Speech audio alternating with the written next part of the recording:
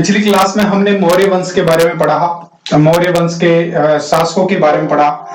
और आज की अब इस क्लास में हम पढ़ेंगे जो मौर्य वंश का शासन प्रशासन है, प्रशासनिक व्यवस्था वहां की कैसी रही, मौर्य समाज कैसा रहा, और इसके अलावा मौर्य वंश के दौरान मगध की अर्थव्यवस्था किस तरह से प्रभावित रही। तो उन चीजों को भी आज की इस क्लास में हम देख लेते हैं। तो बिना टाइम लगाए हुए, यहां से भी कई सारे क्वेश्चंस पूछ लिए जाते हैं, इस वजह से इसको पढ़ना जरूरी है। मैं आपको बता देता हूं कि जो जो चीजें जहां जहां से आती है वही मैं पढ़ा रहा हूं। इसके अलावा जो चीजें डीपली पूछी जा सकती हैं वो आपको कहानी के माध्यम से याद हो जाएंगी और अच्छी तरह याद हो जाएंगी, ये दावा है, ठीक है ना। उससे पहले हम इन्हें समझ लेते हैं। मौर्य वंश का प्रशासन, मौर्य वंश का प्रशासन समझते हैं सबसे पहले कि मौर्य वंश के दौरान प्रशासन की जो व्यवस्था थी, प्रशासनिक व्यवस्था थी, उसमें सैन्य अधिकारी, जो आला अधिकारी कर्मचारी हुआ करते थे या राजस्व अधिकारी हुआ करते थे, उनको किस तरीके से या किस नाम से बुलाया जाता था। जो राजा होता था वो वहां की प्रशासन का मुखिया हुआ करता था, सैनिक का या सैन्य डिपार्टमेंट का प्रमुख हुआ करता था, न्यायिक प्रमुख हुआ करता था। कौन हुआ करता था? राजा। जो मौर्य वंश में जो राजा हुआ करते थे वो सैन्य विभाग के प्रमुख, प्रशासनिक व्यवस्था के प्रमुख और न्यायिक व्यवस्था के प्रमुख हुआ करते थे। बात करें हम प्रशासनिक अधिकारियों को अमात्य कहा जाता था। प्रशासनिक अधिकारियों को क्या कहा जाता था? अमात्य कहा जाता था। शीर्ष जो मुख्य श्रेष्ठ अधिकारी हुआ करते थे उन्हें तीर्थ कहा जाता था, अमात्य प्रशासनिक अधिकारियों को।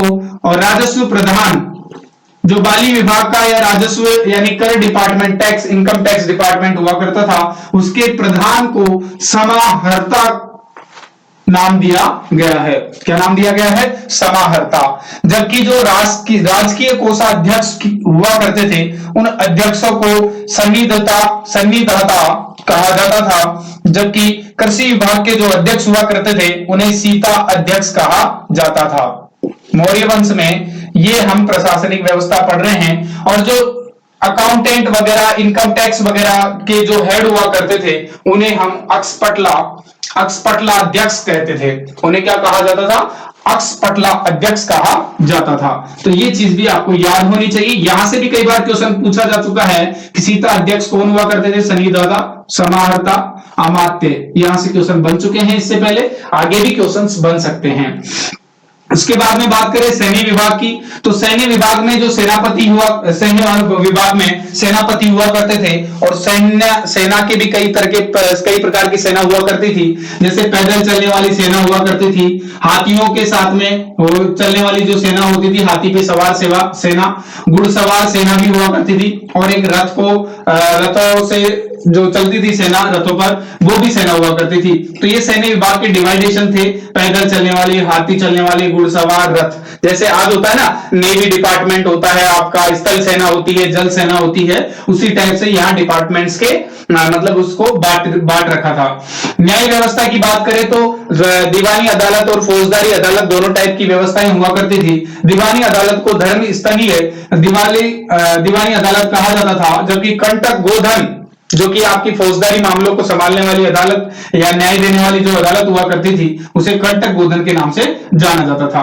गुप्तचरों की बात करें तो गुप्तचर उन गूढ़ पुरुषों को कहा जाता था जो कि राजा की हेल्प करते थे, मतलब चोरों का पता लगाने के लिए, कोई जो रहस्यमयी मामला है तो उसको गूढ़ पता लगाने के लिए, गुप्त रूप से उसकी जानकारी प्राप्त करने के लिए ये हेल्प करते थे।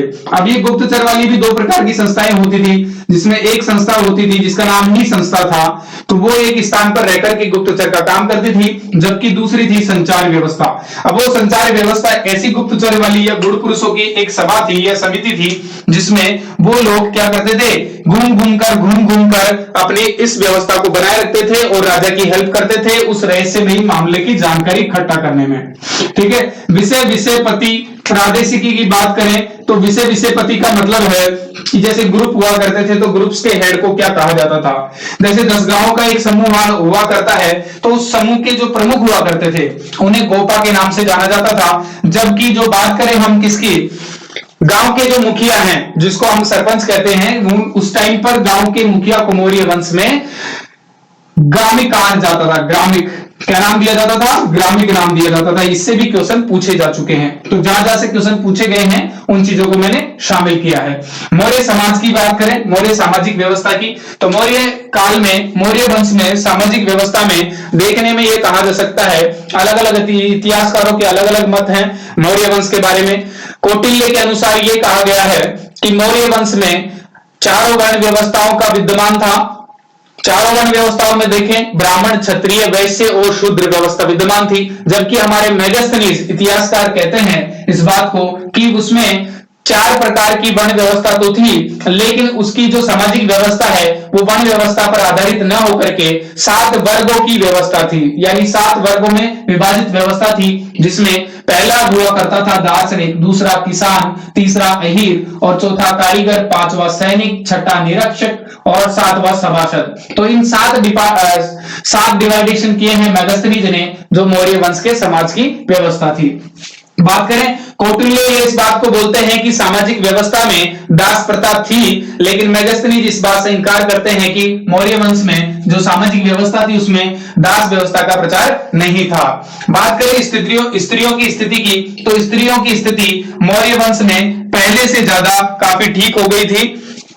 नंद वंश से और जो वंश हुआ करते थे, है ना, नंद वंश, शिशुनाग वंश वगैरह, हरेक वंश वगैरह, तो उन तीनों वंशों से काफी अच्छी स्थिति यहां पर स्त्री की स्थिति को देखने को मिलती है मौर्य वंश में। ठीक, वैश्यावृत्ति करने वाली जो स्त्रियां हुआ करती थी उन्हें अलग नाम दिया गया है, उन्हें रूपा जीवा कहा जाता था। यह भी क्वेश्चन कई बार पूछा जा चुका है, इसलिए मैंने यहां शामिल किया है।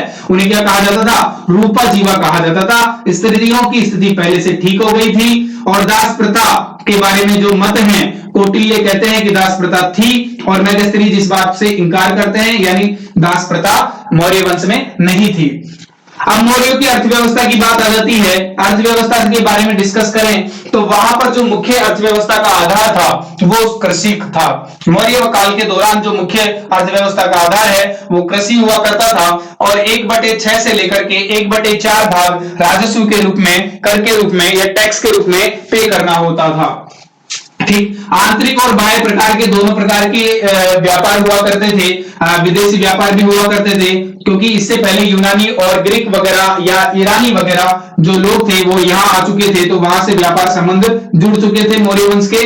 ठीक है, उसके में क्या है, जो इनका प्रमुख जो इंपोर्टेंट उद्योग था वो हुआ करता था वस्त्र उद्योग।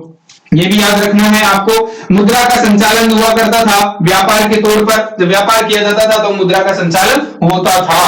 कर चोरी करने वाले को सीधे ही मृत्युदंड की सजा दी जाती थी। और जो प्रमुख बंदरगाह है वो बड़ौच बंदरगाह को माना जाता है। बड़ौच बंदरगाह से ही जो विदेशी व्यापार या जो प्राय बाह्य व्यापार हुआ करते थे बड़ौच बंदरगाह से मुख्य तौर पर हुआ करते थे। तो ये मौर्यकालीन अर्थव्यवस्था है। हमने मौर्यकालीन प्रशासन को समझा, मौर्य समाज को समझा और वहां की मौर्यकालीन अर्थव्यवस्था को समझा। तो ये तीनों ही चीजें हैं जो आपको डिस्कस करनी चाहिए, इस वजह से मैंने इसको शामिल किया है। अब हम नेक्स्ट वीडियो में पढ़ेंगे कि आपका जो अशोक है, अशोक से संबंधित उसका धर्म, यानी उसने जो धर्म अपनाया बौद्ध धर्म, तो बौद्ध धर्म से संबंधित उसका धर्म के जो नियम थे, या फिर इसके अलावा उसके शिलालेख, अभिलेख, स्तंभ, स्तूप, या फिर जो उसने नगरों का निर्माण करवाया, या इसके अलावा हम बात करें कि उसने गुफा लेख भी जो खुदवाए थे, लिपियों का प्रयोग किया था, तो उन सब चीजों को हम अलग से एक वीडियो के माध्यम से क्लास में डिस्कस करेंगे। ठीक है दोस्तों, मिलते हैं नेक्स्ट वीडियो में। जब तक के लिए गुड बाय, सी यू। और जब तक के लिए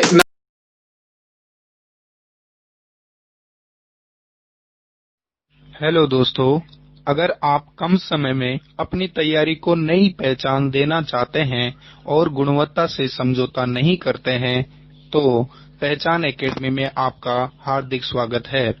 आप हमें फॉलो कर सकते हैं यूट्यूब पर, फेसबुक पर और इंस्टाग्राम पर। इस तरह की सभी वीडियोस अवेलेबल रहेंगी आपको यूट्यूब पर। आप हमारे चैनल को सब्सक्राइब करें, लाइक करें एंड शेयर करें और अपनी तैयारी को एक नया अंजाम दें, ताकि कम समय में तैयारी करते हुए आप अपनी सफलता को अचीव कर सकें। हेलो दोस्तों।